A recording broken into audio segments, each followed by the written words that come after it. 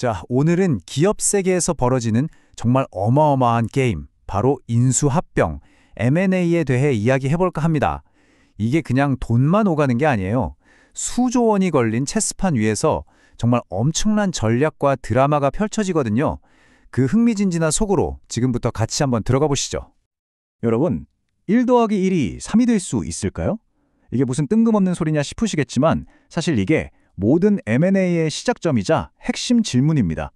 그냥 회사 두 개를 합치는 게 아니라 그 이상의 뭔가를 만들어내는 마법, 바로 이 마법을 찾으려고 기업들이 그야말로 천문학적인 돈을 쏟아붓는 거죠. 네, 방금 말씀드린 그 마법 같은 추가 가치, 이걸 좀 있어 보이게 경영학에서는 시너지라고 불러요. 간단히 말하면 회사 둘을 합쳤을 때 그냥 각자 있을 때보다 더 큰 가치가 나오는 효과를 말하는 거죠. 바로 이 플러스 알파를 만들어내는 것, 이게 바로 모든 M&A의 궁극적인 목표라고 할 수 있습니다. 아니 그럼 대체 이 시너지가 어디서 나온다는 걸까요? 여러 가지가 있겠지만 가장 대표적인 게 바로 이 규모의 경제라는 겁니다. 생산량이 확 늘어나면 제품 하나 만드는 데 드는 비용은 오히려 뚝 떨어지거든요. 그러니까 두 회사가 합쳐서 덩치가 커지면 생산은 훨씬 효율적으로 되고 비용은 줄어드니까 당연히 이익은 더 많이 남겠죠. 이게 바로 M&A를 하는 가장 고전적이면서도 확실한 이유 중 하나입니다. 자, 그럼 이론은 이침하고 실제로 M&A가 어떤 식으로 진행되는지 그 기본 방법들을 한번 짚어보겠습니다. 크게 보면 한 3가지 정도로 나눌 수 있어요. 네, 회사를 사는 방법은 크게 3가지가 있는데요. 첫 번째는 그냥 두 회사가 법적으로 완전히 하나가 되는 합병 또는 통합이에요. 그리고 두 번째는 대상 회사의 주식을 사들여서 경영권을 가져오는 주식 취득 방식이고요. 마지막으론 회사 전체가 아니라 특정 사업부나 자산만 콕 집어서 사오는 자산 취득 방식이 있습니다. 그런데 여기서부터 진짜 재밌어집니다. 이 방식들 사이에 아주 결정적인 차이가 있거든요. 합병 같은 경우는 상대 회사 경영진의 동의, 그러니까 오케이 사인이 꼭 필요해요. 서로 악수하고 좋게 좋게 진행하는 말 그대로 우호적인 방식이죠. 근데 주식 취득은 좀 다릅니다. 경영진을 그냥 패스하고 주주들한테 바로 가서 당신들 주식을 우리한테 파세요 하고 제안하는 거예요.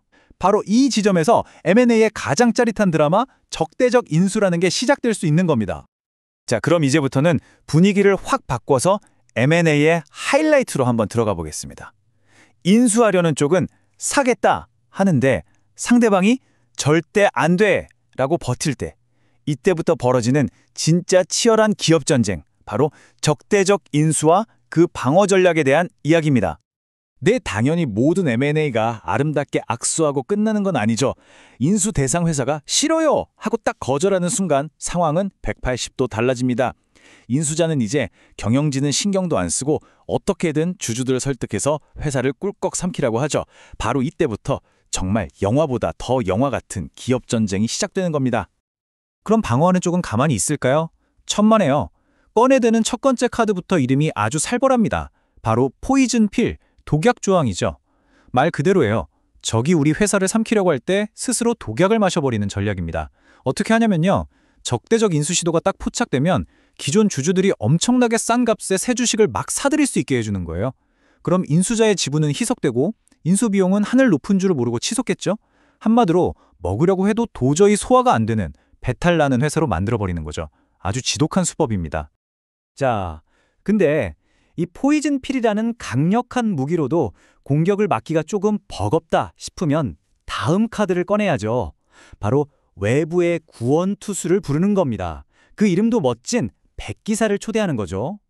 저기 원치 않는 흑기사한테 우리 회사를 뺏길 바야 차라리 우리가 믿을 수 있는 다른 우호적인 기업한테 제발 우리를 인수해 주세요 하고 SOS를 치는 전략이에요.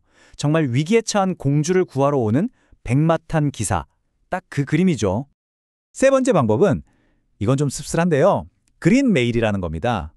이건 뭐랄까, 쉽게 말해서 우리를 괴롭히는 불량배한테 돈을 쥐어주면서 제발 좀 가져 하고 부탁하는 거랑 비슷해요. 우리 회사를 집어삼키려고 주식을 사들인 그 적대적 인수자한테 가서 시장 가격보다 훨씬 비싼 값에 그 주식을 다시 되사주는 겁니다. 한마디로 침략자한테 거액의 이익을 안겨주고 그냥 곱게 돌려보내는 거죠.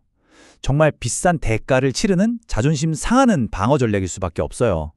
이것 말고도요, 이 M&A 전쟁터에서 쓰이는 용어들을 보면 정말 기가 막힙니다. 상상력을 초월해요.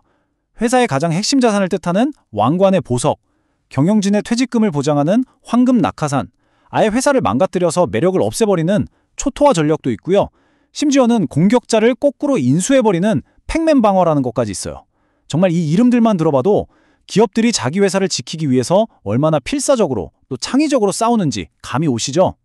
자, 좋습니다. 이렇게 머리 아픈 전략 싸움 끝에 드디어 M&A가 성사됐다고 칩시다. 그럼 이제 정말 중요한 질문, 본질적인 질문을 던져봐야 합니다. 이 난리법석의 진짜 승자는 과연 누구일까요? 그러니까요. 이 모든 전략과 드라마, 그리고 어마어마한 돈이 오간 끝에 진짜로 웃는 쪽은 누구일까요? 이 거대한 게임에서 마지막에 이익을 챙기는 건 과연 돈을 써서 회사를 사들인 쪽일까요? 아니면 팔려간 쪽일까요? 결과는요, 놀랍게도 거의 정해져 있습니다. 수많은 연구들이 한결같이 똑같은 결론을 내놓고 있거든요. M&A 게임의 명백한 승자는 바로 인수당하는 회사의 주주들이라는 겁니다. 왜냐고요? 간단해요. 인수하는 쪽은 보통 지금 주식 가격보다 훨씬, 그러니까 상당한 프리미엄을 얹어서 회사를 사줘야만 하거든요. 안 그러면 주주들이 주식을 팔 이유가 없으니까요. 이 그래프를 보시면 그 차이가 정말 극명하게 드러나죠. 팔려간 회사 주주들은 주가가 급등하면서 엄청난 이익을 얻는 반면에 정작 그 큰 돈을 써가면서 회사를 인수한 쪽의 주주들은 어떨까요? 수익이 거의 없거나 심지어 손해를 보는 경우도 허다합니다. 모두가 그렇게 노래를 부르던 그 시너지라는 달콤한 열매가 정작 돈을 쓴 인수기업 주주들에게는 잘 돌아가지 않는다는 거죠. 참 아이러니한 현실입니다. 자, 그렇다면 우리는 이 M&A라는 걸 도대체 어떻게 봐야 할까요? 산업의 판도를 바꾸는 혁신적이고 멋진 전략일까요? 아니면 사실상 승자가 거의 정해져 있는 위험천만한 돈 놓고 돈 먹기 게임일까요? 아마 딱 떨어지는 정답은 없을 겁니다. 하지만 한 가지는 분명해요. 이 거대한 기업들의 게임 뒤에는 언제나 누군가의 엄청난 이익과 또 다른 누군가의 아주 비싼 대가가 숨어 있다는 사실 말이죠. 여러분은 이 게임에 대해 어떻게 생각하시나요?